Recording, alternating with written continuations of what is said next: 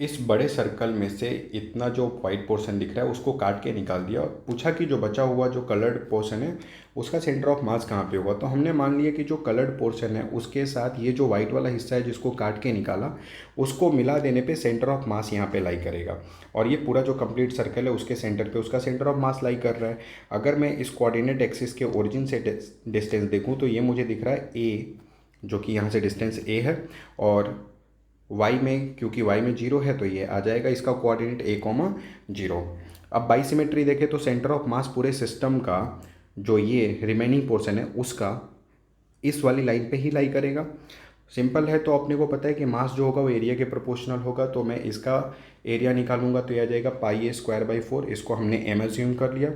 तो बाकी बचा हुआ हिस्सा जो होगा वो पाई ए स्क्वायर बाई फोर हो जाएगा, three pi A square by four, क्योंकि चार फोर माइनस वन। तो रिमेनिंग जो पोर्शन है वो कितना हो जाएगा, three pi A square by four. क्योंकि पाई ए स्क्वायर बाई फोर को हमने ए एज्यूम किया तो बाकी बचा हुआ हिस्सा थ्री एम हो जाएगा।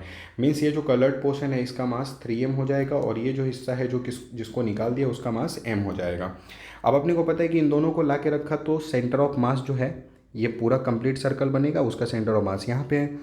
ओरिजिन से दूरी ये जो है ये ए है और वाई में जीरो है। अब हम लोग एक्स सी एम निकालते हैं। तो हमने इसको m1 मान लिया और इसको m2 मान लिया। तो m1 का मास जो है वो 3m है। तो 3m और इसका सेंटर ऑफ मास ओरिजिन से x पोजीशन पे है, प्लस इसका हमने m अज्यूम किया और इसका सेंटर ऑफ मास ओरिजिन से, तो देखो a/2 पे होगा, ये सेंटर पे ही तो होगा इसका। तो ओरिजिन से दूरी ये a प्लस a/2 तो हो जाएगा 3a/2 अपॉन में m प्लस 3m 4m।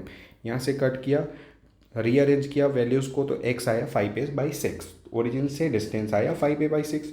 और बाई सिमेट्री अपने को पता है कि y में जीरो होगा तो इसका कोऑर्डिनेट हो जाएगा सेंटर ऑफ मास, क्योंकि x जो आया वो रिमेनिंग पोर्शन का सेंटर ऑफ मास है।